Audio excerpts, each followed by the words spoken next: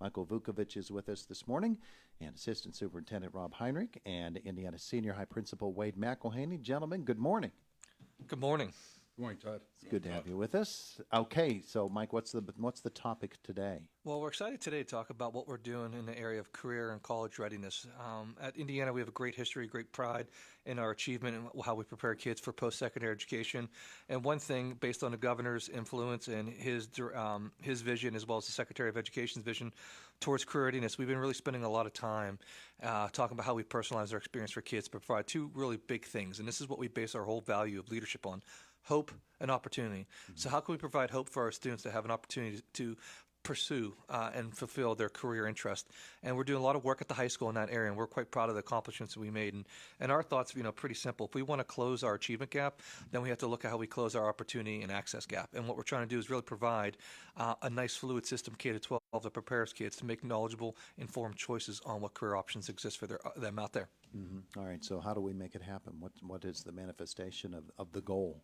At the heart of like anything else, what we're really focusing on is relationships and communication. So right now we have an incredible, and I truly mean an incredible group of counselors who have built together a K-12 comprehensive guidance plan to help really make sure we provide these opportunities to make students aware of what opportunities exist there. So it really starts with communicating the possibilities and options out there, making them aware of what options they can do to fulfill that career, whether that's tech, post-secondary education, IUP, or other state institutions, or even at our ICTC. So we're trying to create awareness about the abundance of opportunities here, and then instill and help drive their passion to really fulfill and follow that dream. Because not every kid has to go to college, but I think every kid has to be prepared for life. And we want to be lifelong learners, and how we create a mindset where we learn from failure and be able to take risks and chances, but also find passion. Because, happiness matters a lot in our fields. If we're not happy, it has impact not only just ourselves, our families, our work, and our quality of work. So how do we teach kids to have a mindset to enjoy and follow their dreams and passions? Yeah, okay, so let's talk to Rob and to Wade this morning and find out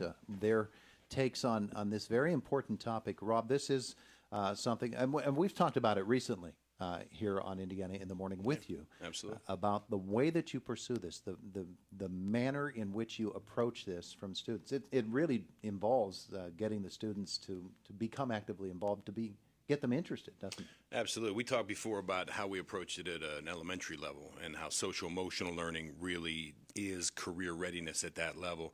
And today we have Mr. McElheney here to talk more about the secondary approach.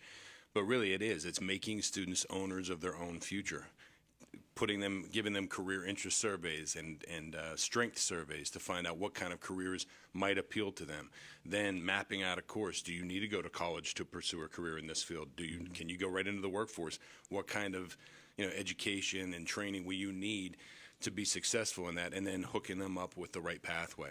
And that's really what it's all about. We look at the way that it was done when we were younger, and without casting any disparagement upon the way it was approached in the past, it just it all becomes refined. We learn more about the way kids learn and what motivates them. And what motivates a kid today is different from what motivated them 20, 30 years ago, isn't it? Oh, it absolutely is. But I still think people all want a lot of the same things. We all want to feel success, right? We want to feel like we have importance, some sort of meaning in our lives. Mm-hmm. And we want to, make a livable wage. We want to be, secure. And so when we are preparing students for what next, that's really where they all come from, that base thing. And you're right.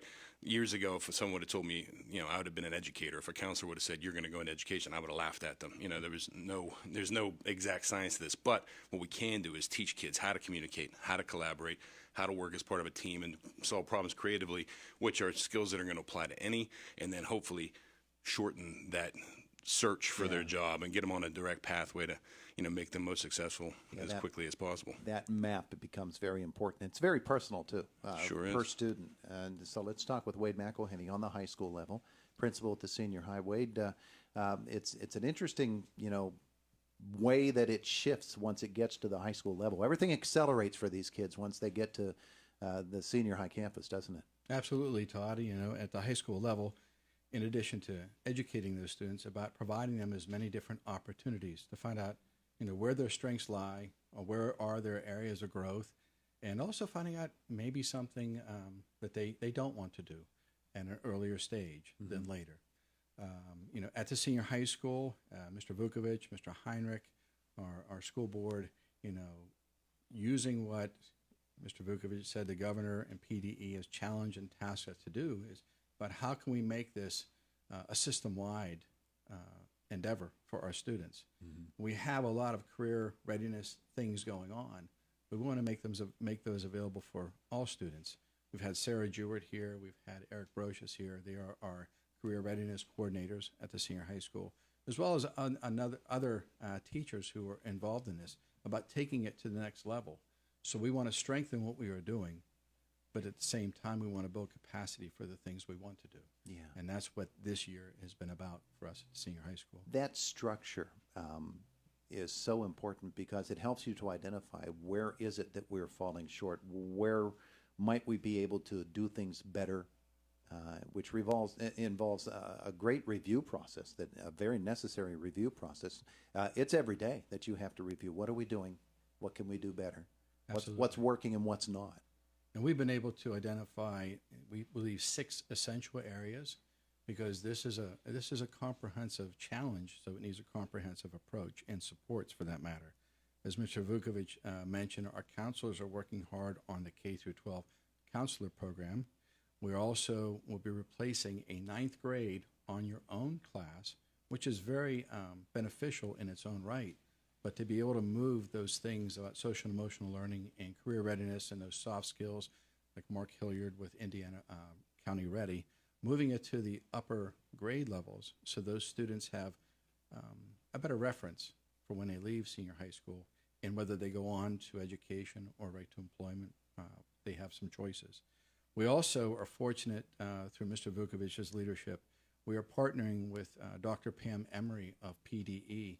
We're one of 4 schools chosen in Pennsylvania to partner our career readiness programming with social and emotional learning with PDE. So we've been developing that about putting it at the classroom level, identifying what are those particular soft skills areas that not only we can talk about, but we can integrate, we can monitor, we can evaluate, we can help students grow in those particular areas. Mentioned Mark Hilliard. He's been a great partner for us with Indiana County Chamber of Commerce and his program of promoting Indiana County Ready. It really dovetails well into the social and emotional learning that we're trying to do at the senior high school. And I have to mention also Mary Saloni from Tri-County Workforce Investment Board and her work with promoting teacher in the workplace grants, for which we've been fortunate for many of our teachers being involved in doing that. And last, we have those career readiness coordinators, individuals who can work with teachers and students to make this on a systemic level. Mike Vuckovich, it has occurred to me through this series of superintendents and administrators positions that we've been doing here on Indiana in the Morning that the structure and the leadership really has to be solid right from the start. Because it enables you to look at a program and assess whether or not it's going to be effective and it's something that's going to work well at Indiana Area School District. I don't know that what works well at Indiana won't work well elsewhere, but I know that you're in the business of looking after your school district and really making it into a program that is going to be effective. Yeah, we're really excited. It really starts with the top down. We have a board of directors who's committed to providing kids meaningful opportunities, and that's how we developed our vision. And what can we do to provide hope and opportunities for our kids that really prepares them for the real world? You know, our thought is this. We have 2 large responsibilities. 1, prepare kids academically, but 2, also prepare them socially, how to be able to work in the real world and get along with others. And this is something for a long time, as there is a huge emphasis on test scores, that somehow, in some way, got put to the back burner. And I'm proud that we have a board of directors and administrative team who values the whole child approach, and that's exactly what we're doing. We're okay with failing. We're okay with making mistakes because we're going to learn from it and get better. And won't define us, and what will define us is our opportunity to pick ourselves back up, reinvent our program to meet not only our school needs, but our community needs. There's a ton of jobs that go unfulfilled here in this region and this whole entire area. So we want to make sure we're one of the leaders in preparing kids for their opportunities post-graduation.